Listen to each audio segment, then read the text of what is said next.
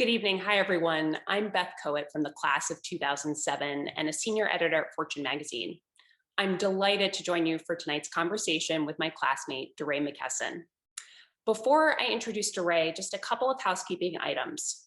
I want to invite you to submit questions using the Q&A tool in the bottom row of your Zoom window. We'll incorporate your questions as we move through the conversation. Given the volume of questions, we may combine similar ones and we may not be able to get to everyone that's submitted. And now to introduce the man who needs no introduction to the Bowdoin community. Nationally recognized civil rights activist and educator focused on issues of innovation, equity, and justice, DeRay Mckesson has advocated for children, youth, and families since he was a teen. A leading voice in the Black Lives Matter movement, he makes frequent appearances in the national media. You may have seen him on The Daily Show, The Colbert Report, or any number of news programs. DeRay has advised officials at all levels of government and internationally, and is a key player in the work to confront systems and structures that have led to mass incarceration and police killings of Black and other minority populations. When he was 29 years old, DeRay went to Ferguson, Missouri to join in the protests that had followed the murder of Michael Brown. And in 2015, he quit his job in the Minneapolis public schools to work full-time for racial justice and civil rights. His documentation and reports of unrest through social media solidified his role as a leader in the national Black Lives Matter movement. He now hosts the podcast Pod Save the People and published his first book, On the Other Side of Freedom, The Case for Hope, in 2018. And he recently launched 8 Can't Wait, a campaign aimed at reducing police violence in our country. A native of Baltimore, Maryland, DeRay earned his undergraduate degree in government and legal studies at Bowdoin in 2007, where he was president of his class. He's a board member of Rock the Vote, was named one of the world's greatest leaders by Fortune magazine in 2015, and one of the 30 most influential people on the internet by Time magazine in 2016. He was arrested while he was live streaming a protest in Louisiana. The charges were later dropped, and he met with then President Barack Obama in the White House soon after to talk about race and policing. He was a candidate for mayor in Baltimore in 2016, and he is forever associated with the royal blue Patagonia vest he often wears that he calls my grounding piece. Most of all, oh, you have it there, great. Most of all, DeRay embodies and lives up to the promise of and commitment to what he calls the work of resistance. DeRay, thank you for being with us here tonight. It's always a pleasure to be back at Bowdoin, and it is not often that I get to talk to somebody from my class. So, I remember our first year and meeting you, and I remember too, you were the first call I got when I made the Fortune list, I think, right? That sounds right to me. Right to me. No, it's really fun to be in conversation with you, and that's kind of where I want to start. I want to bring it back to Bowdoin. I was thinking about this. If I've done the math correctly, we graduated 14 years ago. So, in any normal year, you'd be on campus speaking to the graduating class. So let's start there. What did you envision for yourself when you were graduating? What did you think that you would be doing right now in this moment? I didn't know in so many ways, as you know, I was like student government was my thing. I was class president, I was student body president, I was head tour guide, I did an honors project. And that was as far as I saw. So I was like, I knew these things were important to me. I wanted to build culture in our class. I wanted to do cool things in student government. And a lot of those things that we built in those years are still there. So I probably since I graduated, every year except for one, the student government people have just reached out to me. There was just an election, and one of the people who won sent me a message, and we talked. So it's like I've stayed connected whether I've reached out or they've reached out. So that's been really dope to just to help that continue to live and be counsel where I can. But I didn't know what I wanted to do. So when I left Bowdoin, I immediately started teaching, and that is probably the thing that changed so much of my life. But I still talk to a set of Bowdoin people very often, my closest friends, and I always say that Bowdoin is a place that I fell in love with my mind and also believed that we could do anything. It was one of those we could do anything. So do you remember our first year when we did the movies, when I was like, if you want to go to the movies, just email, and we literally paid for movie tickets. Yes. We put you in bands and took you to movies. That sort of idea of we could do anything was what Bowdoin taught me, and that's how I try to show up in the movement. I'm like, we can do this, we can win, we can do anything. So you said two things there that I want to go back to, and one was that Bowdoin was where you fell in love with your mind. I love that phrase. Tell me more about that. How has that influenced you and kind of carried with you? Yeah, just honestly, I didn't realize I wasn't a good reader until I came to Bowdoin. And then I was like, whew, I didn't know books could do this. So like, I remember, excuse me, my first semester, I took classical political thought and we read The Republic from start to finish. And the first scene in The Republic is Socrates is leaving the city. Glaucon is like, you got to come back. And it's this whole thing. And we go into class and she's like, well, what happened? And I'm like, I don't like, that is not, I didn't care about the first scene. I was like, well, this is what happened in the first book and da da da. And she's like, this first scene foreshadowed the tension between power and wisdom. And I'll never forget being like, what? Like, I didn't even know books could do it. Like, it blew my mind. And I became a good reader of Bowdoin. I became a sort of expansive thinker. So when I think about the work that I do now, we're like reading policy or reading legislation or like helping people think about the narrative. It's like I got those skills in such a place where everybody was really smart, but people didn't have big egos, which is how I've always thought about Bowdoin. And even people like you, you're doing your own thing. You're like a successful, amazing journalist in your own right. And like we always show up in the room as people who just care and love each other. And like that was how it was when we were students, you know? Well, that is very kind and too generous. But you also mentioned here how being an educator really changed you. I talk in what way? How, I think I've heard you say it's the most important thing you've ever done. How does it shape what you do now? Oh, I'm sitting on that. Yeah, teaching was the first time that I understood like my responsibility as a person. So I will never forget the first day I taught, and I was the only adult in the room. Door closed. 10 minutes in, this kid's like, "Can I go to the bathroom?" And I'm looking like, "You better ask the adult." And I'm like, "Oh my god, I'm the adult. It's me, right?"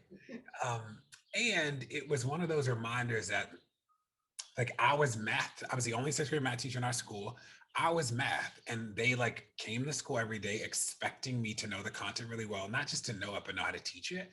And like that responsibility stayed with me. So when Mike Brown got killed in Ferguson, I remember being like, Mike Brown is as old as my kids. Like he's sort of like same age as my students would be. And like I have a responsibility to them. And he could like this could have been my kid. And like that is what stuck with me. I also learned things like patience. The cool thing about teaching, it's cool in hindsight, it was not cool as a teacher, is that you have to learn how to incorporate feedback very quickly. It was like, if the lesson doesn't work on Monday, you don't have a week to perfect it. It's like, you got to come back on Tuesday. And then if it doesn't work on Tuesday, so how to like roll with the punches, how not to sort of get taken off our rocker when things don't go our way. Like that was all really important to me. So when I think about the work that I do now, which is mostly about policing and criminal justice and race, I can be sort of even keeled in the most wild places because like I've seen everything. I've seen kids like be their absolute best. I've seen kids put all the chairs on desks and have a relay race when a sub was there. I've seen, and I'm like, if I yelled every single time something was a little off, I'd yell all day. So I'm like, y'all take the chairs down. Stop messing with this person. Go sit down. Like it made me very even in my approach to things in a way that I benefited from. So you left your job to basically I'm not sure at what point during your year plus in Ferguson, but you left your job to kind of become a full-time activist. I mean, how did you realize that was your calling? And I'm asking that because I think a lot of people, graduating students who are watching maybe are wondering that, how do you know what's right for you? I think that the best phrase that I've always come up with is like, your calling will call. So like, I didn't know what it meant to have a calling until then, right? And it was like, I just kept being tugged of like, I know this isn't right. I don't know how to fix it. I don't know. Like, I thought that police violence was like an aberration. I was like, wow, when I was in Baltimore, I used to run an after school center. And I was on my way to the center one morning. It was like 6 a.m. I needed to pick up this thing. And a police officer pulls me over. He comes up to my car window with his gun drawn. He is like cussing me out. And I'm actually wearing a Bowdoin hoodie.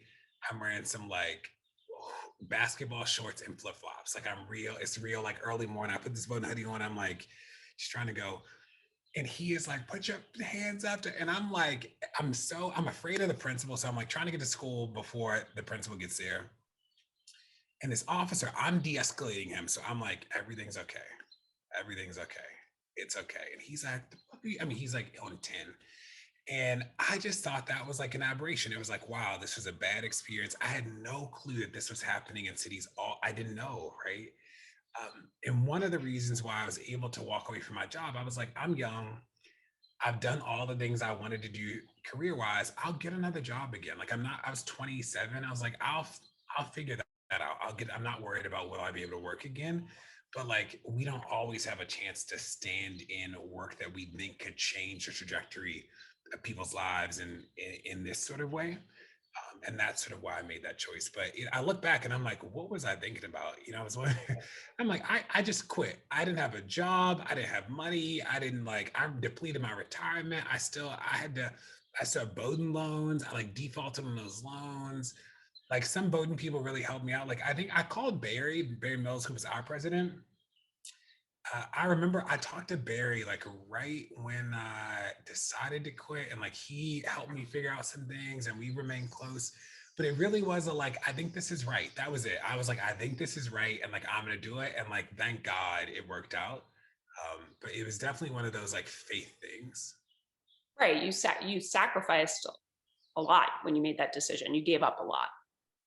Yeah, it was like the right decision, but it was even, and this is why I hate driving now because I drove from Minneapolis to St. Louis, and I'll never forget one night I was driving to St. Louis and it was raining so bad and I was broke. It was like torrential rain. I had a Saturn Ion, which is like it's like a paper bag as a car, right? It's just like I was like, oh my God. And I didn't have enough money to stay in a hotel. And I'm in like a random town. It is pouring down, Beth. I mean, it's like a nightmare. So I literally find a hotel. I go in the parking lot. It's freezing. And I just go to sleep. And like every 2 hours, I wake up to turn the heat on because like it's freezing, right? I get some clothes. Am I sleeping bag? I mean, I look back on those moments. I'm like, DeRay, what were you thinking? And it was the right decision. But yeah, I look back and I'm like, that was real. I was really feeling it. So since then you have become a key figure in driving the national conversation of race. How was race talked about while you were at Bowdoin? That's sort of an interesting question. I don't know if it was, right? I go back to campus and I'm like, there are a lot of things that, how do I say this, that weren't as open as they are now, right? I did a talk a couple years ago in like the Gay and Lesbian Center, the Queer Center. I don't know like what it's called now, but I was like, that was not I don't remember that being a thing when we were students. Like I just don't. There were like a couple people who were openly gay on campus. That's it. Like I did not remember this being like I don't remember people being like homophobic, but I also don't remember people being like openly gay. Like that is like a thing. And we didn't have a lot of forward conversations about race, right? Like I was student body president and I was Black, and there was one Black president right before me, and that was like those were big deals for people. And if you remember, we had that race thing with the elevator. Do you remember that our junior year with the posters in the elevator? I do. That was like the campus had a conversation about that one incident, but I don't remember big conversations about race. I remember a conversation about how do we make sure that the faculty is more diverse, and like that sort of push came more towards our senior year. But it feels like the college has grown so much since we were there in terms of talking about race. And there were probably 15 Black people in our class, 15, 20, and we were all close. Whether we liked each other or not, we were all close because like we sort of had to be close. So it's cool to see even greater numbers of Black kids in each class in a way that were just not there when we were there. So has the conversation changed in part because the national conversation has changed? I mean, is what's happening at Bowdoin reflective of that in your view? I hope so. I mean, neither one of us are students, so all we know is like what we sort of hear and see from them. I hope so. I think that the national conversation about race has like made people have to show up in the conversation in a way that they could just ignore, right? Like parents weren't really talking about it. People didn't have language about it. And now those things are just like harder to act like it's not happening. Same thing with police violence. This is sort of a niche conversation in 2014. People were like, Ferguson's a problem. They weren't like America has a problem. And now people are like, okay, we need to talk about this. And I've seen students be more mindful of their own power, of saying like, hey, like, this doesn't feel right on campus. Let's talk about it. This could be better. Let's talk about it. And, that's sort of the seduction of a place like Bowdoin, is that everything is relatively good, right? It's like the food's great.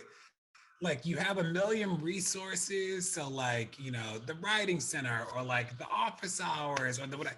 So there are a lot of people who feel like, why am I complaining about blah, blah, blah? Because there is so much here, right? As opposed to thinking about this conversation about how do we make sure the campus is the most inclusive campus that it can be, which is not always a conversation about are there resources around, but does this feel like a place where people are welcome? Can people talk about their experiences and be open about those things and not be penalized or shunned? Is this welcoming in the sense that like we value and proactively include people, or do people have to fight to be included, right? Those are things that like a writing center doesn't just do. Those are things that office hours doesn't necessarily do. This is about how we build a culture that is something about values, right? And like I think the college was starting to do that around race when we were there, but it was certainly not done. So I want to continue on this thread about the national conversation for a second, because, I think some of the things that you've been talking about for a long time, police violence, are now becoming topics that I think are more broadly discussed.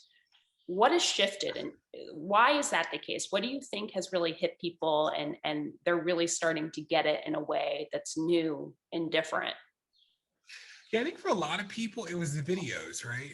It was in so many ways, it was this idea of like seeing is believing. So when people saw George Floyd take his last breath, it was like all the things that the police say never happened, they saw it. Remember with George Floyd, they said it was a medical emergency. Like if we hadn't seen the video, we would have thought he just like randomly had a heart attack. But it was like you saw this officer press his neck for you saw it. It wasn't like I think it happened. It wasn't like oh, he was like trying to kill it. Like it wasn't like George Floyd was trying to kill that. Like you saw this, you saw him call out for his mother who had already passed away. Like you saw it happen, you know?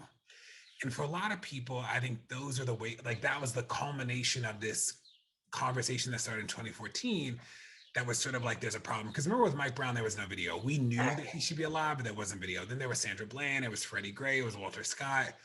And there was still this idea that it's like those places. It's a problem in Ferguson, it's a problem in Baltimore, it's a problem in Charleston. People hadn't sort of accepted there's a problem in the country. And I think that the thing that broke everything was George Floyd's killing, was that people saw it and it was like, okay, people just accepted there's a problem. Then the conversation is like, what do we do about it? Got it. Okay. Breonna Taylor and George Floyd happening at the same time, I think was like the double whammy for people to be like, okay, you can't ignore this, you know? Right. Right. Okay. We have some questions coming in, which is always very exciting. So I want to make sure we get to them here. First one here. Are you ever afraid? What recommendations do you have for handling fear? Yeah, I'm afraid a lot. I'm probably less afraid today than I was. Remember my phone got hacked in 2016. If you have Verizon, the last 4 digits of your social security number is automatically your PIN on your account. You don't normally need your PIN, but if you do, that is what it is. And I know because my social security card got dumped on the internet. The number got dumped. And one day I was on a panel, and I always travel with 2 phones. And one of my phones, the phone number I use the most, the number that you have, Beth, all of a sudden the phone goes, please activate your phone. And I'm like, what do you mean activate my phone? Like my phone is activated. And I realized that they have called Verizon, posed as me, used the last 4 of my social to swap my SIM card. And then they reset all of my accounts. So they reset Twitter, Gmail, and it sent the like 4-digit code to a device that they controlled. So that was wild. Before you get swatted, which is when somebody calls and says like a crime has happened at your place, so they send the SWAT team.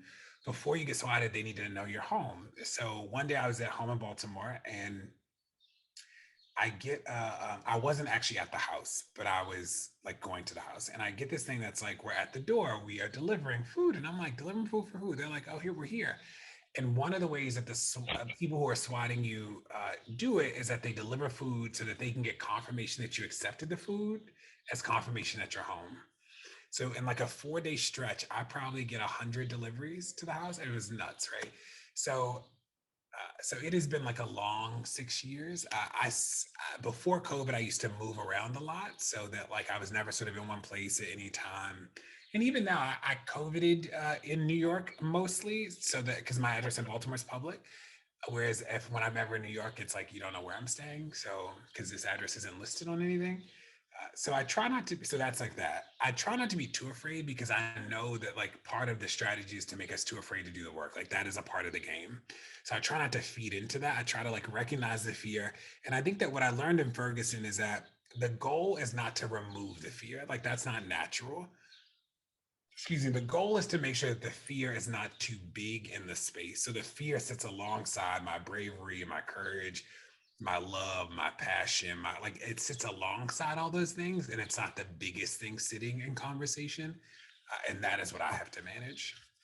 So what is the predominant emotion you have right now? I mean, have you if fear sits alongside some of these other things, like what is the biggest feeling?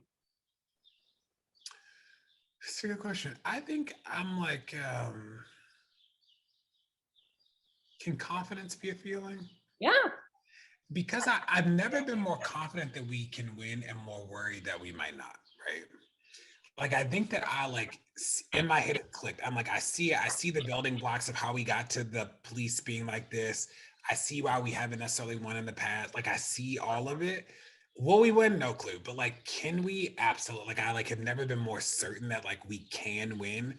I get worried though because a the propaganda that we're up against is really high, and then two, I think that people's sense of people's desire for progress sometimes like puts us in a bad place. So you think about 2020 is that the police killed more people in 2020 than every year of data we have except for 2018. 2020 was not a win.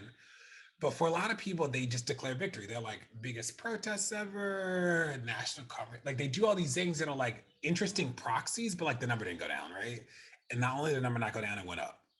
And it's one of those things that like I get worried that if you think we won last year, we're screwed because like the police have already killed 350 people this year. You just know four names because those are the only names that became public. So the national stories, but like the crisis is actually literally the same. Like it is like it didn't change. And I can show you for a second, but like when we look at the numbers, it is fascinating. And this is our database. But you look at the numbers year over year. It's like the police have already killed 367 people. And it's sort of like right where like it's in the same trajectory as all the other years. There's no dip. There's not, this is not an aberration. Like the data is the same, right? And there's no way that we can win if we're not honest about where we are. So what does winning look like to you? Yeah, so when we started our organization, our campaign zero, it was because we think we can get to zero. That's simple. Like we think that zero is like a place we can live at. I think we've learned a lot of things since, right? That like the police actually kill more people in suburban communities than almost all other communities combined. I'll show you. It's not cities. So so this is what a lot of people don't know. Like this is the suburbs, right? Most people think that it's cities. Cities is actually one of the only places that it's decreasing over time. And rural communities and suburbs is actually increasing over time, which is not what people believe, right?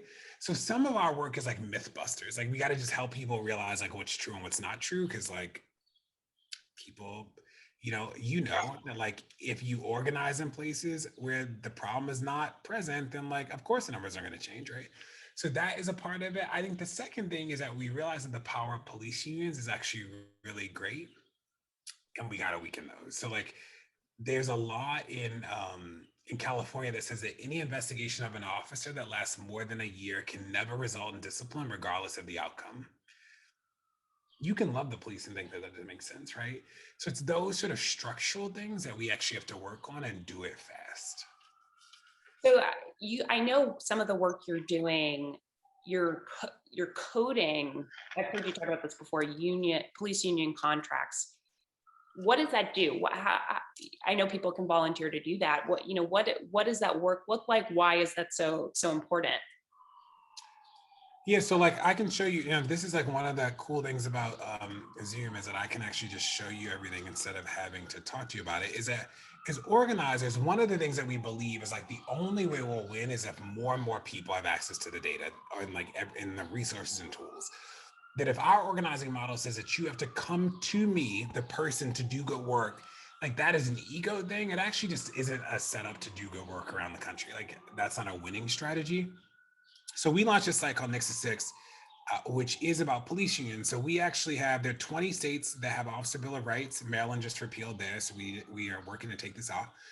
But we map out all of the states and we actually show you like what are the clauses that are actually problematic in each of the states, but then we do it for the cities too.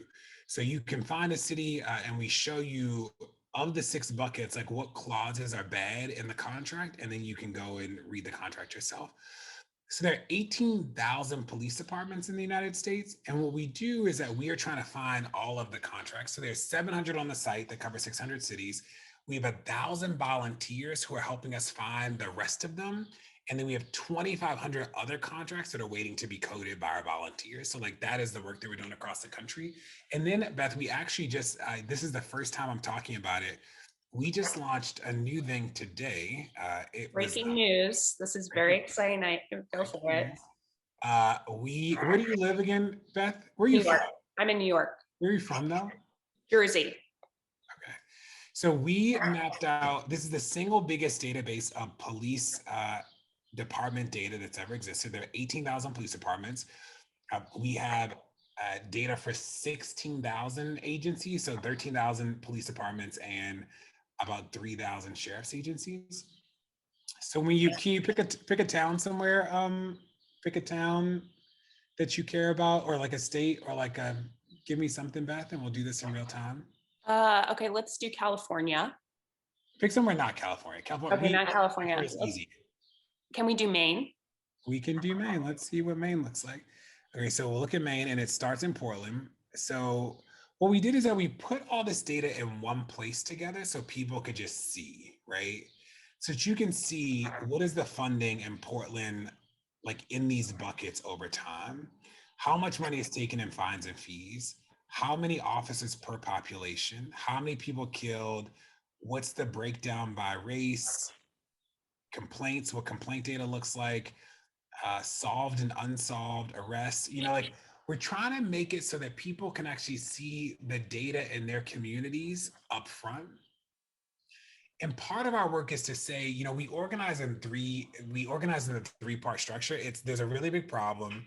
The problem is close to you and you can do something about it. Like that is how we organize. So we build tools like this because people already know there's a problem. What they don't always know is how to make how does the problem impact them personally? And then they don't know what to do about it. And I think it's important to point out this data just didn't exist, or it wasn't aggregated in this way, right? This is something that just really has not been out there before. All new, yep. So we did a ton of records requests over a series of years to get this data. So we've got a couple questions here about your future. So one is, thanks for your work for social justice. Do you ever envision yourself returning to teaching? We need more dynamic, energetic people like you to guide and lead our youth. I would definitely go back to the classroom. I love teaching math. My sister is my sister's an elementary school principal. We both grew up and became middle school math teachers, which is very random. I will never forget taking the science of the wind. Beth, what classes did you take to fulfill that requirement? Like the not science requirement, the science. I took stat, which was, I think, probably the most important. Like I use it all the time in my work. Like it's incredibly. You really? Or are you being sarcastic? No, I do. Okay. Yeah, as a business journalist, I use it all the time. Like I'm so glad I took that class.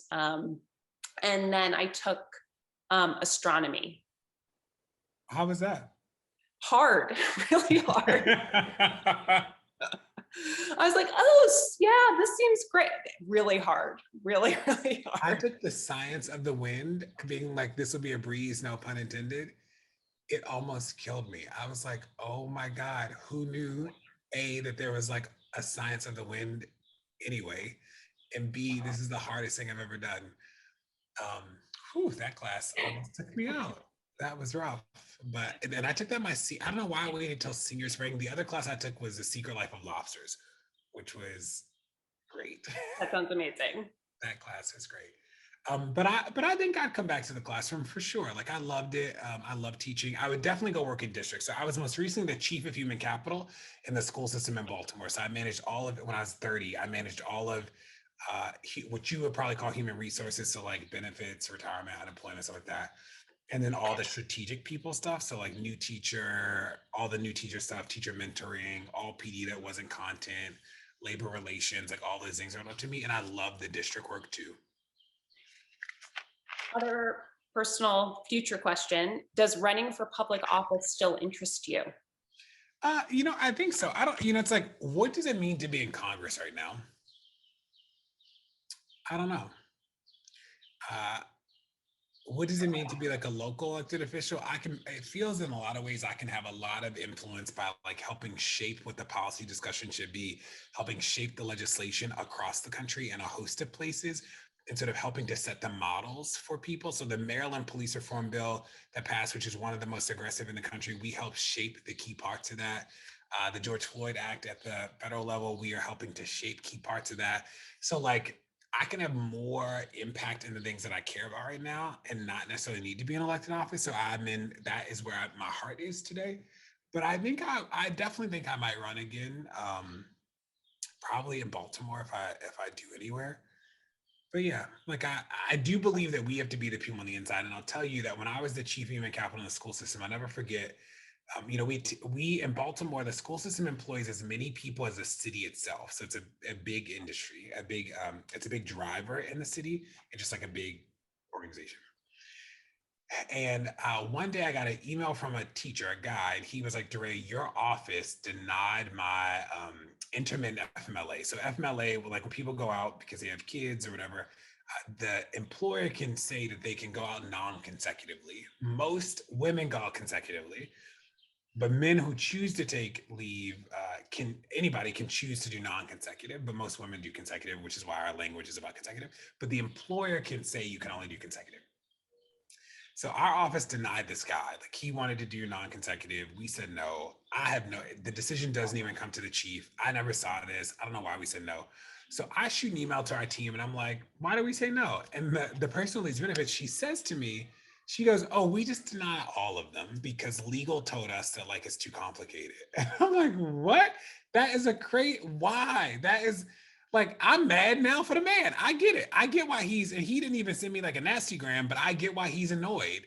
So I call legal and I go, can somebody like explain, like, and I'm the chief human capital. The only person I report to is the superintendent. But I call and I'm like, can somebody like, why is there a blanket policy? And they're just like, it's complicated. Like it's your office probably can't keep good records of this. And I'm like, y'all, that is a dumb decision to say no. This guy's principal said yes. His school is cool with it. Like we're like why people hate the central office. And the good thing is that I just already believed in equity and being fair. So like we didn't have to fight people. I just made the decision. We let him go on leave. We changed the district policy around this and it was easy. Like we didn't need to have 10,000 meetings. I made one phone call and then did it, right? And it's like, I do believe that we need people on the inside who just have the power to do right. And that's why we need more people, young people and people who have the right ideas in office or in anything. So I want to, you mentioned just for a second there, we have to be the people on the inside. And I want to talk about your philosophy around activism a little bit, because it does seem like do you feel like we need to work, or you need to work within the system or create a new system altogether? How do you balance those two tensions? What have you found to be most effective? I just put the URL in there. I think it's like a both and. I think that like, I think that part of our work is harm reduction, right? It's saying that like, there are people impacted by the system negatively today. So like, Beth, do you believe in the end of solitary confinement? Do I? Yes. Now, the end of solitary confinement is not the end of incarceration. It's not. Is it a good thing? Yes. And the reason why we fight for the end of solitary confinement is because we know that we shouldn't put people in a box or a cage for 23 hours and let them out for an hour. That just like is bad. That's bad. Now, that doesn't mean that they are free, but it means that we're not like hurting them in this way. And that is not at odds. A belief in the end of that is not at odds with the end of incarceration. They are not competing with each other. And I think that too often we have put these strategies in competition, and they're not. So I think that we fight for harm reduction, that like, I believe that people incarcerated deserve breakfast, lunch, and dinner. Does that mean that I want them to be incarcerated forever? No, but I like think that they should have a real meal, right? And we work for transformational change that like just gives us access to different systems of consequences that are not dependent on cages at all. So I sort of challenge this notion that they actually have to be in the strategies have to be in competition. Now, what I think we all agree on, that there's a strategy that says let's keep building up the bad system, and like that is a bad strategy, right? So the police don't need any more money. The police are well funded. We don't need to build new jails. Crime's decreasing across the country. It's been decreasing for 20 years. We're having this moment where type of violent crime is increasing post-COVID, whereas COVID wanes, and we should talk about that differently. But this idea that violent crime is increasing over time, that's just not a true thing. But it's interesting is that like when we poll people, people think everything's unsafe, and it's always been, and it's just not true. Remember that only 5% of 911 calls actually happen for violent crime. Like it's not the police are not spending all day dealing with violent crime. That's just not true. Interesting. So it's kind of like we have to improve the current structure and system we have while also thinking broadly about what a new system can look like. Yeah, and I don't even know if it'd be improved. We need to make sure that the current system, we need to reduce the harm that the current system inflicts on people, because real people are impacted, right? So I always say as an organizer, like one is the biggest number. That like if a ban on chokeholds and neck restraints like saves a life, that's a pretty big deal. If the one is your mother, or the one is your baby, if the one is your husband, one is a huge number. You don't need 1,000 people. You don't need 1,000,000 people. One is enough. One is like the biggest number in your world, right? And like we need to honor that, and we need to do the transformational change that we actually don't have to make people pick and choose. Got it. Okay. So we've got a question here. How do you, this is about current students at Bowdoin. How do you recommend students give feedback on racial issues on campus when they have been let down and it feels like folks are fixated on the current resources versus challenging ourselves to be more inclusive? Now, you know, I'm not there anymore. So I know Barry, who was my president, was very excited for me to graduate. He was like, love you, mean it, and thank God you're out of there. Is that one of the things that I think is true about colleges, and it was certainly true about Bowdoin, is that you sort of have 4-year tenure, right? So like they know you're leaving, you're out of there. So if you don't sort of get it done while you're there, like they are gonna ride you out. And at a place like Bowdoin, it's like things are good enough that like at a point you're like, oh, why am I fighting? Because it's sort of fine, right? My advice to you would be continue to press. Like I don't, you fight, like you keep fighting, and that is sort of the thing. And I even had moments of dissonance because it was like everything's sort of fine. And you're like, yeah, but this doesn't really make sense. I think that you will be let down. I think there are a lot of people in places like a Bowdoin or in the state of Maine or in a lot of communities across the country who like their philosophical commitment is right, but the moment they have to make a choice is when it all falls apart, right? They can give you the speech, they can give you the like, they're like, I got you, and then it's like when you gotta choose, people are like, well, I don't really. Like I remember when I was student body president, we had some real concerns about the J board. Like there were real. Beth, do you remember this? I think you Remind me. Didn't you? Weren't you at Chief of the Ori my senior year? I was. Yeah. I'm sure we covered this. I just remember we like were really like we were concerned about the J board and like what equity looked like, and it was, and you know, Sarah, oh, what was her name? She was a chair of the J board. That we were, I mean, everybody's friends because it's Bowdoin. But it was like I didn't dislike the people. I just was like, I sat through the process once with I was like the witness in a thing, and I was like, I am convinced this is not fair. This is racially I mean, it was just like one of those things where I was like, this is, I'm not convinced. And I was, as student body president, I was on the J board appeals committee. So I saw the appeals that came in, and I was even, as a part of that process, I was even more certain that this process was not right, right? but I didn't start thinking about it until I was Maybe like, just pause for a second. Someone is asking, what's the J board? Can you explain for people who don't know? so the J board is like the discipline board. It's like a group of students ran by the dean's, like administered by the dean's office that decide discipline. So like when people cheat or there are fights, or the J board is like the discipline body. But we didn't start asking questions about it until my senior spring, and then it was like we were graduating, and it went on to do its own thing. But it was like in hindsight, like we should have just asked more questions early, and like people were annoyed. People were annoyed with me. I was annoyed with them, and like it was like the question is the question though, and like I wasn't gonna let Bowdoin make me an angry student because like I wasn't gonna let the place do that to me. But it was like I have a question, and we should keep asking it. And like the goal wasn't to be popular. The goal was to do right, and like that was what like steeled me in the work that I did there. So like my advice to you would be like we tell the truth because that is like the thing that we do, and we are more interested in doing right than being right. And I think that where people go wrong is that they're interested in being right, so they do all these weird things that are like pride moments, and I think students do it. I think we all do it. But when you just are interested in doing right, I think you're like guided in that. And I think that Bowdoin is a place where like sometimes people need to see the first and second step, and then they're like, okay, I got it.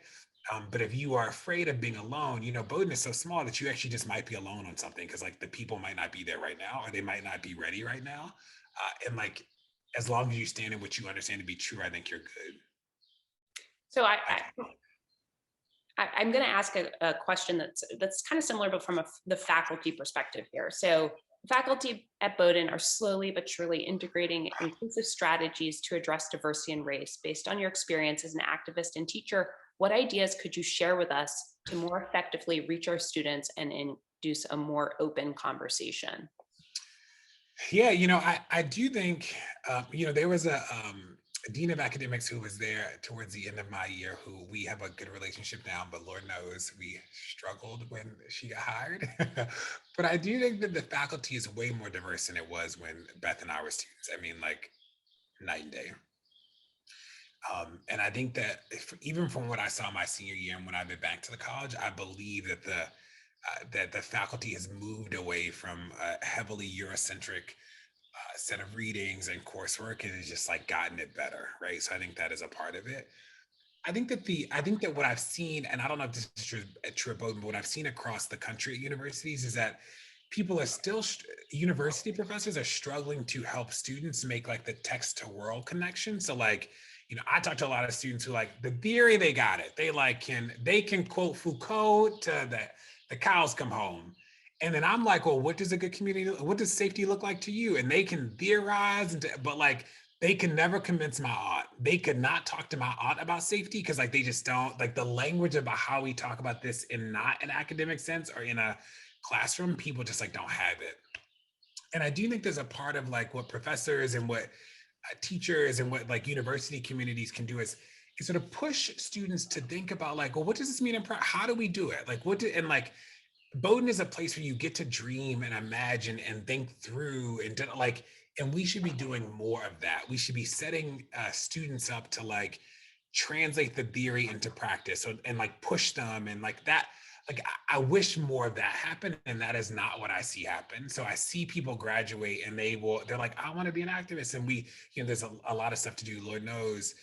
Um, but when we talk to legislators are like, when we talk to people trying to change this stuff, it's like the theory about it is just not a motivator. So right now I'm trying to get this bill done in New York, and we're trying to raise this dollar amount for this thing, whatever. I can explain the details later, but we're trying to do it. And the call I got from the state senator today was like, DeRay, he's like, I get the theory. I get like why you guys ended up in this number, but he's like, I need you to add 3% to every year from this date.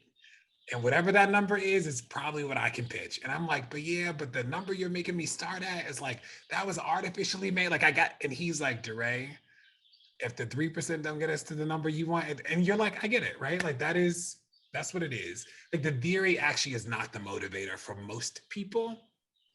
And I think we need to help people understand that. The second thing I'd say, and what has helped me from the university perspective since Bowdoin, is learning how people got to the decisions they make. So I do think that's one of the things that the historians have done a good job with, the teachers who teach about civil rights and race, is that helping students sort of see, here were the arguments on all the sides. Like these people wanted this, these people wanted this, they compromised, like helping people see that. That's even helped me in my work, is calling old professors and being like, can you just help me understand like why somebody would think this, like what is liberalism? Like I didn't, I studied political theory, but I know Plato, Nietzsche, the Americans, and that's it. Plato, Nietzsche, and the Americans. That was all I did. So I didn't do liberalism. I didn't do. So I had to call. I'm like, can I get a crash course, right? Because I see these people using these words. I don't understand. And I think that we need more people to help people in real time. So another question for you along those same lines. We need more teachers like you, someone says. What strategies could be employed to increase the number of graduates going into teaching? That's flattering. I think we just need more, a lot. We just need more teachers who sort of care, who are willing to put everything on the line. I think that I did teacher recruitment for a long time. I think that some people just want to be around kids. I think some people sort of have a passion for like helping other people like enter into conversations about content. So I think that's true. I think that we need a lot more recruiters that like can help people see themselves. Like one of the reasons why I became a teacher is like the recruiter was a guy that I was like, I like him. He's cool. Like if he could teach, I could do that. Like I'm like he was like a cool teacher. He wasn't like the teachers I had who I was like, I don't really know if I want to be you. But he was like cool. I was like, I get like, yeah, he like sold me. And I was like, this is great. And I taught with incredible people that I'm still close to. I mean, like I cannot say enough about the people I taught with. So I think that is it. Teaching is hard though. It is truly, I mean, the work I do now is hard, but teaching was very hard. I've never had to be that good every day. Like I just had to be good, It was like one of those things where it's like I got on the 4:48 a.m. train every morning. I got to school at 6.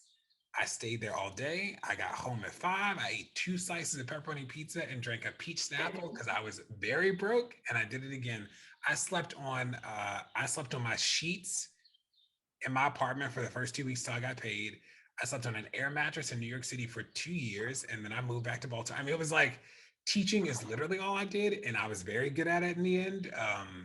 But it was hard, and I think that there's some people who go into teaching not realizing like the incredible commitment that it is. Did you consider yourself to be an activist at Bowdoin? At what point did you kind of decide that that was part of your identity? I didn't at Bowdoin. Student government was my. I mean, it was like student government wasn't a thing. So like we created the idea that student government's gonna like pay for you to go to the movies like that. I was like a programmer at Bowdoin. I did like a ton of programming. Like I don't know, we did a ton of cool stuff. Like remember every year we did we did the sweatsuits our senior year. We did like the sweatshirts. We did all this stuff. We did the hearts in the U, excuse me. So I was a programmer in some ways. And then it wasn't until Mike Brown got killed where I was like, this is organized. Like, I was like, I get it. This is organizing. This is activism. Like, I get it. And that was the thing that changed everything for me. But it wasn't until then. I think I didn't identify that way. By the way, I just want to let you know that I got a note saying that Barry is watching tonight. So, FYI. I'll never forget one day, Barry, I don't know what I said. Dean Foster called me and was like, DeRay, Barry did something. And I was like, I'm going to write a letter to the editor. And it was a Sunday.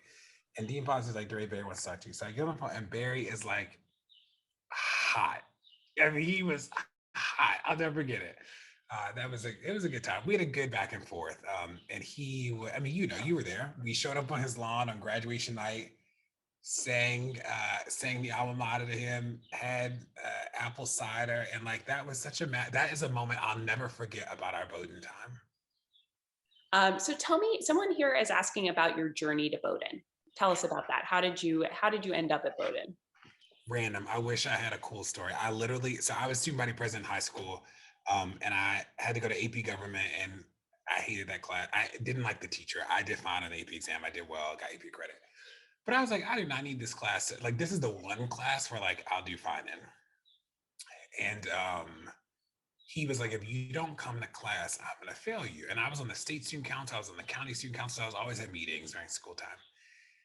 So in order to get out of his class, I went to the guidance office and they were like, there's a college talk. And I was like, cool, I'll go to this college talk. It was Bowdoin. I was the only person signed up. So it was me and Liz Garrett Meyer, who I still know.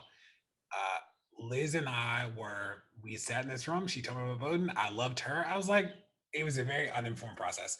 So I was like, wherever this woman went, I want to go there. She's great. Like, she was so great. So I applied because of her, and I applied at a host of schools, but like I literally applied to Bowdoin because she was great. And then I get in and I go up for the experience. I go up for a weekend to see, and I was like, I didn't even know these places existed. I'm like, what is Maine? Everybody's nice here. Is this like a weird TV show, or people actually this not like I just like didn't know. And it was actually real. And I was like, I could see myself. I remember going for a walk one of the nights and I'm by the flagpole.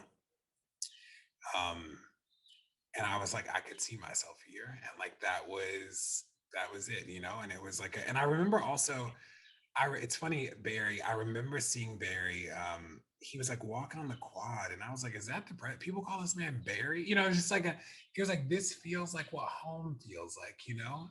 And that was real to me. So, and some of those people that I went to that weekend with were still literally, Beth, when we got on the pre-call at 6:15, I was on the phone with one of the guys that also did that weekend with us. Everybody was close. We still stay in touch. So that was my journey to Bowdoin. Random. Shout out to Liz Garrett Meyer. I cannot shout her out enough. I saw her when I was in Charleston for a funeral.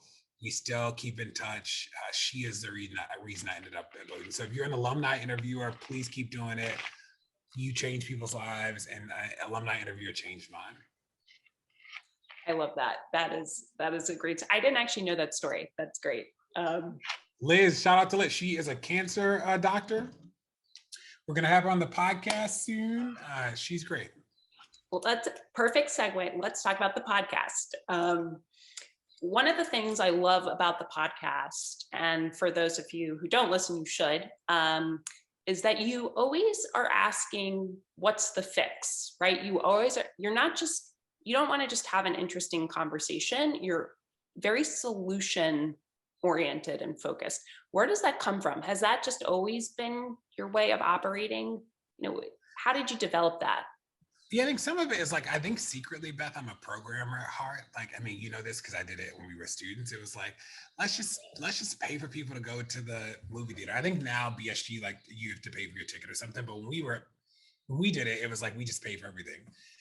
And I love I'm like a programmer. So the solution stuff has programmed me. I think the second thing is that sitting in the problem I think it just overwhelms people. I think that like every doc around criminal justice and race, people walk away feeling like they're screwed. They're like, well, this is bad and it's been bad forever, right? So I just I don't do my best work there. So I try to sit in the solution. So in the podcast, like I it's because my podcast, I get to choose who we interview. I can talk to people about like, hey, well, tell me how we do this, or so whether we did an episode on glaucoma is the second leading cause of blindness amongst Black people. I didn't know that we've been telling the story about eye exams wrong. Like, I was told you get your eyes checked every 2 years so you can update your prescription, which is true. Not untrue.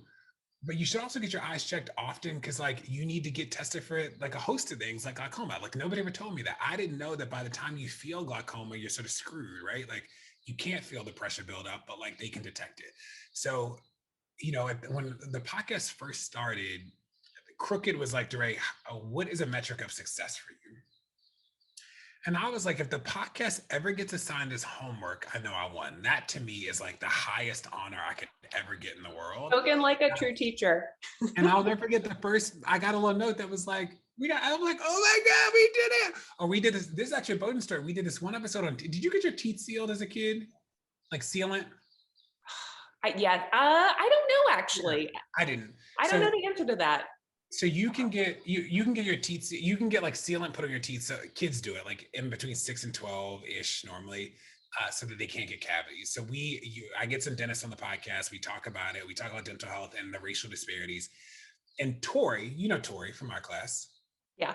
Tori's like, DeRay, never heard of this. I'm going to make sure I get my, and you're like, that is the highest honor I could have would be people listening and being like, I need to go make a change or I can do something. Cause like, that's the truth is that part of our work in organizing is to take these big, crazy, hairy things and help people realize how they show up in their lives and that they have power. Part of what racism does, part of what the status quo does is that it feels so overwhelming to people that people forget the power they have. And part of the work of organizing is always to just remind you of the power. That is like the best of what I can do is remind you of your power. How do you do that for yourself? How do you kind of remind yourself of your own power, and also how do you stay hopeful?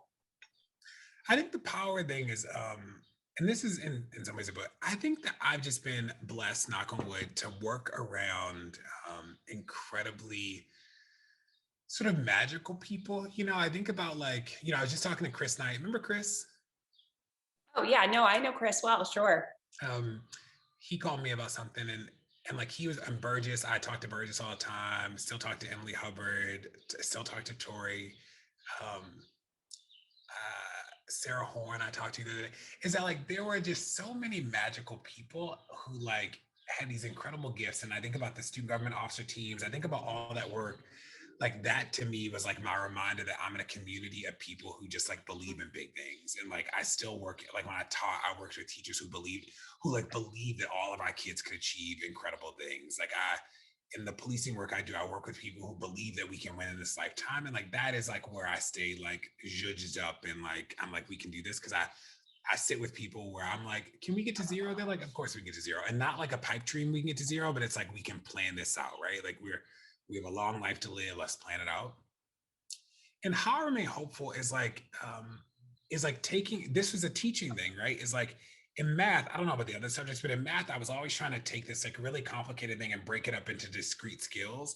And then the magic was to help my students put all the skills together. So like I would teach as a discrete thing that when two numbers touch, it means multiplication. We learned that way before we got to algebra, just as like a random thing.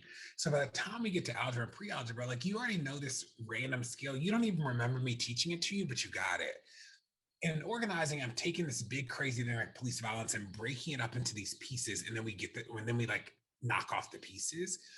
And like knocking off the pieces is what I did in the classroom. And the classroom taught me that like at 180 days to teach a set of skills that will end in like students being able to factor polynomials and understand the difference between an expression and an equation and like do the area of a triangle, like do all these things and understand them conceptually. Like I had a runway to get to the end. I didn't have to get to the end in 2 days, right? But it was like the steady, like, okay, we got it. And that's what organizing is. It's like okay, we like build and we build and we build to get to this thing. And we don't get there in 2 days, but we will get there eventually. So patience is part of the process. And like a methodical patience, right? Like an intentional patience. So like, we got it, we're going, we're good, let's push, and we got to be honest.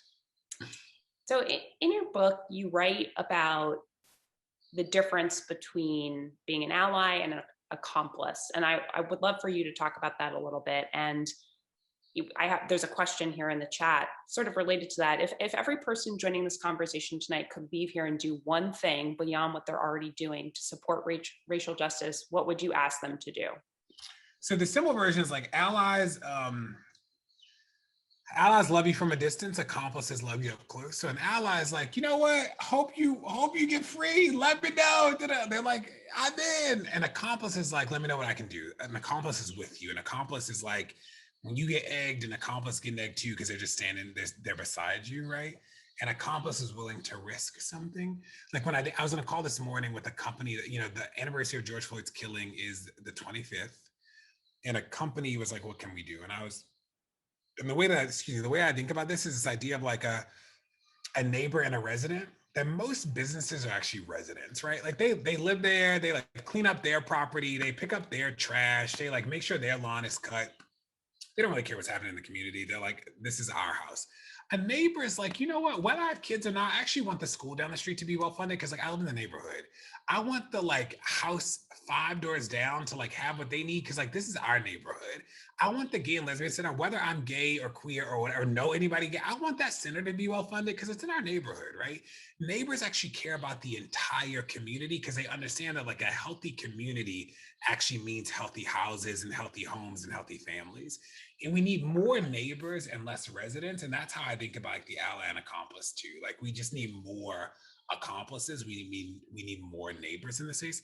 If you could do anything, one sort of big thing would be is that like, you're just going to be a better activist around things you care about. So like the police might not be the thing that you wake up caring about. So find your thing. Every day I wake up chasing the question, how do we get to zero? That is what I'm chasing every day. You should figure out like what is your question to chase. If you want to volunteer with us, we are trying to find the contracts in every city in the country. And we do volunteer trainings every Tuesday and Thursday. And you can email me at DeRay@DeRay.com, which is actually my email address. And people don't think it's real, which is why they don't email me there, which is great because I don't get a lot of spam. But that's actually my email address. So if you email me and said I want to volunteer, then we'll just loop you into a Tuesday or Thursday training, and you can help us around some of the police stuff because there is a lot of concrete stuff to do that is about your community and your neighborhood and communities like yours across the country. How many emails do you get a day? Because I know you also put your number out there pretty prominently too. Do people reach out to you all the time? I get a lot. Yeah, good people. That's actually how one of the BSG students, people reached out. Like I got this text. I was like, hey, DeRay, I just won. I actually need to write him back. And we talked for a minute and then I had to go. But yeah, so like, yeah, people like I will always do Bowdoin stuff, like I know that the only way we'll win is if we build a critical mass of people who care. So if I only talk to organizers all day, this is not a winning strategy. So when I think about communities like this one that like helped raise me and poured into me so much, like the least I can do is pour back. So I'm always excited about that. So I think about like, Burgess. I did a talk at Burgess's mom. Did you ever know Burgess's mom or dad? No. So I did, her mom's a lawyer and I did a talk at like her law firm. I just did a talk at a synagogue in Maine. The Maine organizers are doing incredible work around this no-knock bill, like super shout out to the Maine organizers. I just talked to Angus actually, because I needed him to help me think through this thing about the no-knock stuff. So I still do a lot in the advocacy space in Maine to be in there. Incredible Maine organizers right now working.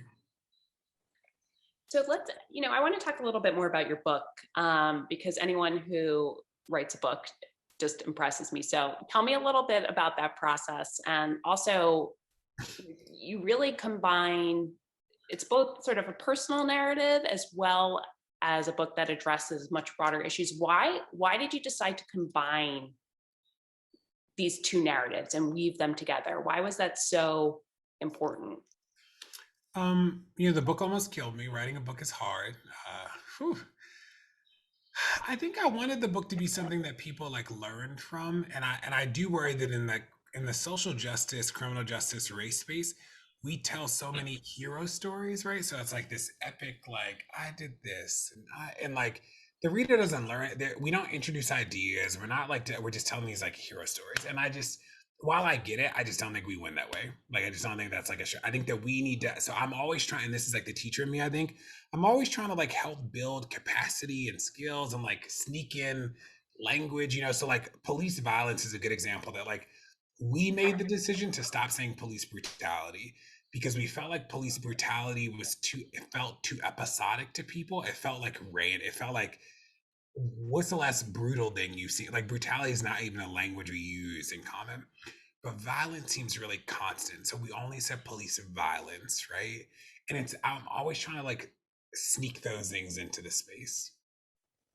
Okay, we've got a couple speed questions here I'm going to ask you. So what is your favorite spot on or near campus? What is my favorite spot on campus? Never been asked this question ever in all the time I've been at Bowdoin.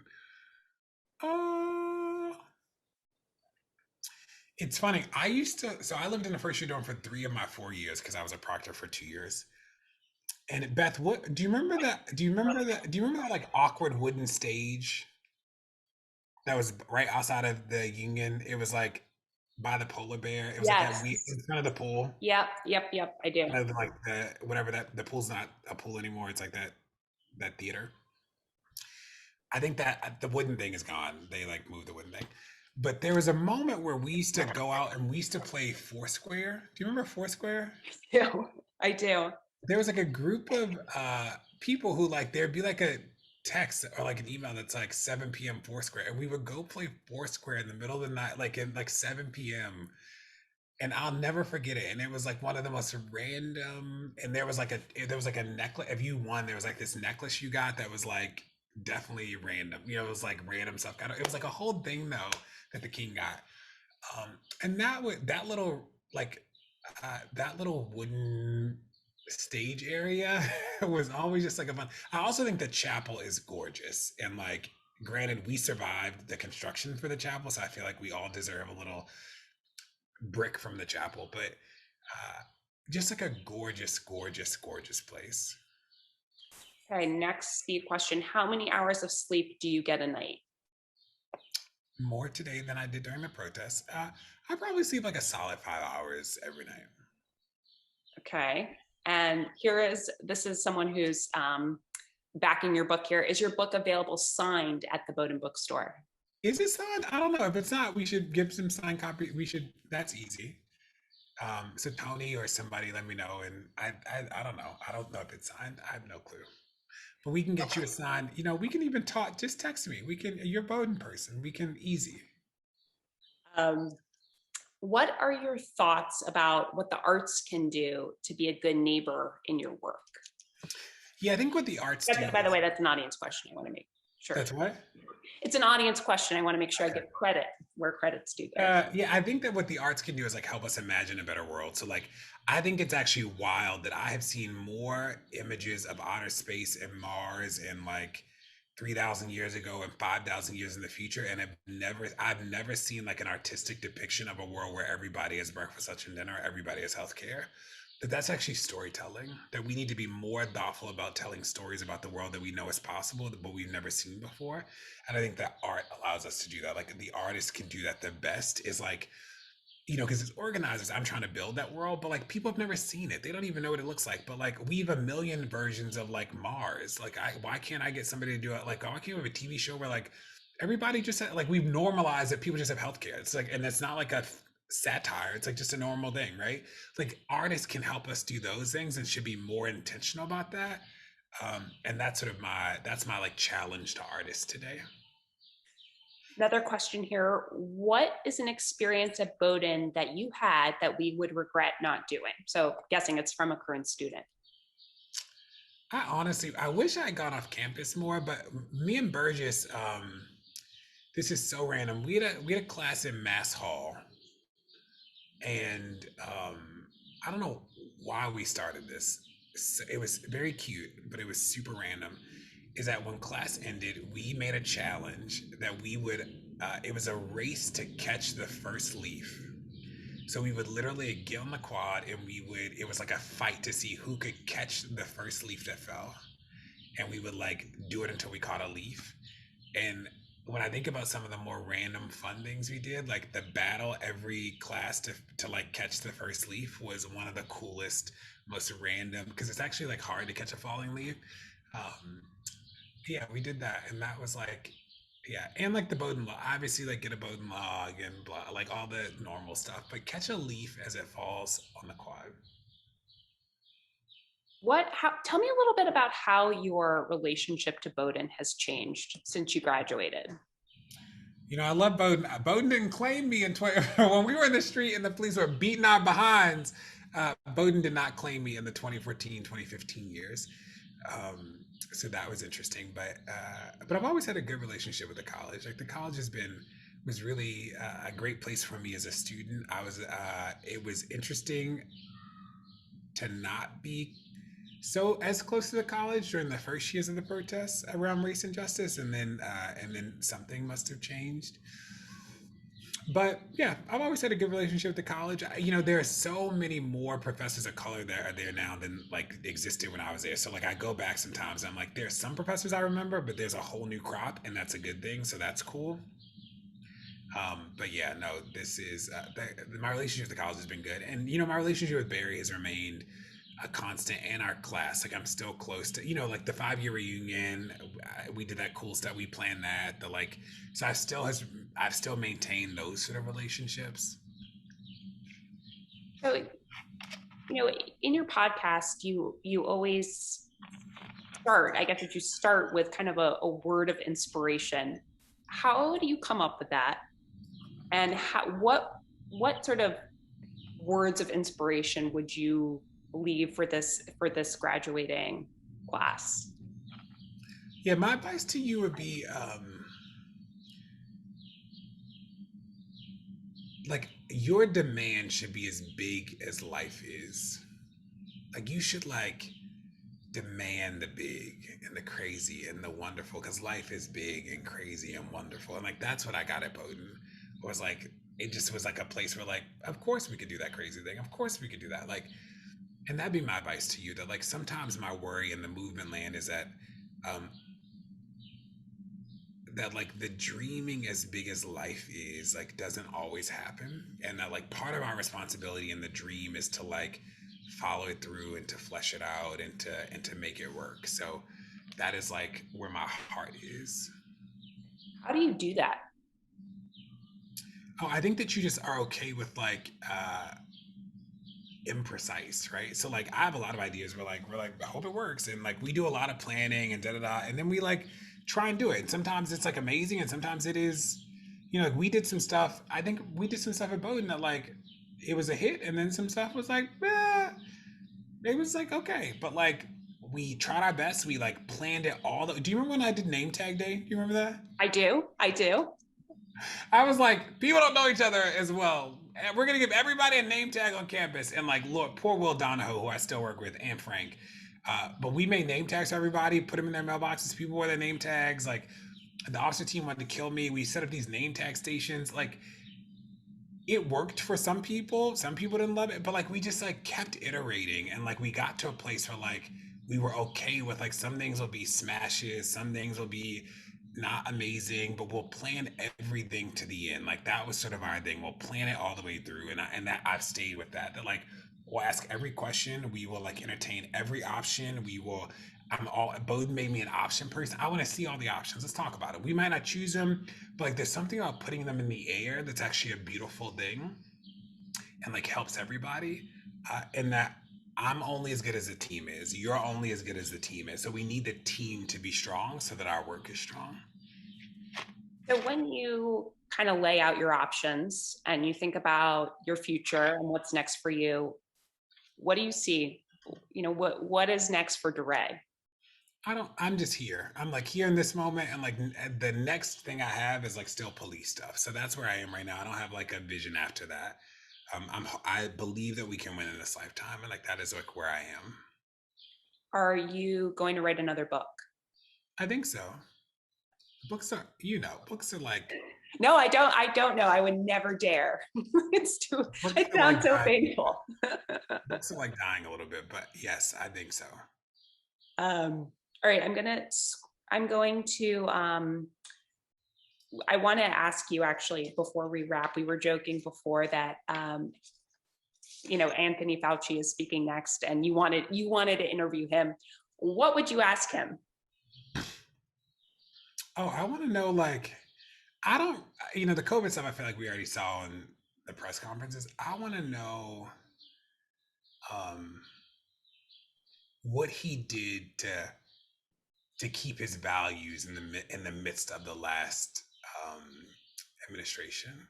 Like when he felt his values were challenged, like how did he stay centered? Like what did that look like? Like how, I want to know those things. Like, what was it like to be in a room where you knew something wasn't true, but you didn't have the structural power, right? Like, how did you? Those leadership things are the things I'm interested in. And then let's just stay on politics here for a second, because someone asked earlier, I missed this. How are you using the Biden administration, and how is it using you? We need, what can I say? So it's not using me. That's not happening. I think the Biden team is still trying to figure out what they're going to do about policing and criminal justice. That's like the short version. I, I, Garland has done some good stuff. We need Kristen to get confirmed by the Senate to lead the Civil Rights Division of the DOJ. And I think that once Kristen goes over, I think that they'll have a much better vision. So like, it's early, but I'm hopeful that Garland, Vanita Gupta, and Kristen as a trio over there will be the best thing we could ever possibly have. So I'm hopeful about them. And then let's end with this question here. From our audience, what do you think is the most meaningful way you were engaged as an alumni before Bowdoin claimed you? So Bowdoin claimed me as a student. It was like the movement stuff was like a little dicey in 2014. I was always like, I think my deepest relationship to Bowdoin was either the class, like I just was, I was class president for our years. It was a real responsibility to me to like to be engaged and like just I knew everybody in our class, and that was important to me. So like that's always been my strongest relationship to the college. And then I just maintained like Barry and we were close as when I was a student, and we just like remained in touch. So like those two relationships, I like my class folks who I was always close to, and Barry, were probably how I stayed tethered to the college the most. When Clayton became president, I reached out to Clayton. We reached out to each other. We stay in touch. We don't talk a ton because I'm not there to badger the current president who I don't know what's going on campus. And I still talk to like a lot, like, Joe and dude, like I was in Ghana and all of a sudden Joe like walks into the hotel. I'm like, Joe and Jenny, why are we in the same hotel in Ghana? Random. This is super random. So the Bowdoin world, I just had dinner with Andrew Freed, also ran like, just like fun. So it was always important to me that like the people who I was friends with there are lifelong friends. Like Becca Ginsburg, I called Carolyn Chu. I called Carolyn like probably 3 weeks ago, and she's like, DeRay? I'm like, yeah. She's like, did you mean to call me? I'm like, yes, Carolyn. Like, what do you mean did I mean to call you? Like, yeah, yes, Carolyn. I'm not too busy to remember you. Carolyn, this is a fun story. Carolyn Chu's dad used to be the Undersecretary of Defense when we were in did you know that when we were students? I didn't know that. One of the undersecretaries. And like he would like cut out articles from the newspaper and mail them to me every week. And he was like the sweetest thing. I haven't talked to him since we graduated. But like literally he would like every day I get like a new article that he like read, and he'd be like, DeRay, I was thinking about you. I'm like, I love you.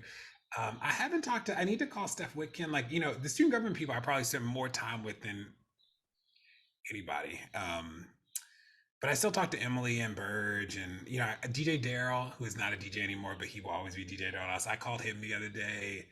Jake Sack, like it's just a ton of Bowdoin people. I still are still in my life, which I'm very, very thankful for. DeRay, any last words of advice or wisdom for this graduating class before we wrap up here? No, just simple. Go U Bears. I was in Atlanta probably a month and a half ago, and I was walking down this part of Atlanta I can't remember the name of. And as I'm walking, this woman, a young woman, very quietly says to me, she like passes and she goes, "Go U Bears." And I like faintly hear it, and I just turn around and I go, "Go U Bears." And she's like, "Welcome." And she goes, DeRay. And I'm like, "Did you say go U Bears?" And she's like, "I'm the class of da-da-da." I think it was Barry's last class. It was just so sweet. And you're like, this is the magic that I will never forget. Like they were a couple, they live in Atlanta. I gave her my number. I'm like, text me if there's anything I can do to help. And that sort of community is one that I don't think I took it for granted at Bowdoin, but it is one that I appreciate more and more every day. And the more and more we can build a world that has values that are similar to that, the better I think we'll be. So live in the magic and go U Bears. So go U Bears, go class of 2007. Thank you for joining us tonight. The next conversation with our honorary degree recipients will take place next Wednesday evening, May 19th at 6:30 p.m. and features Dr. Anthony Fauci, Director of the National Institute of Allergy and Infectious Disease. DeRay will not be moderating, although he wishes he would be. You might, who knows, Dr. Judith Courier, class of 79, a professor of medicine at the UCLA Medical Center, will host the conversation with Dr. Fauci. Thanks, everybody, and good night. And thank you, DeRay. Bye.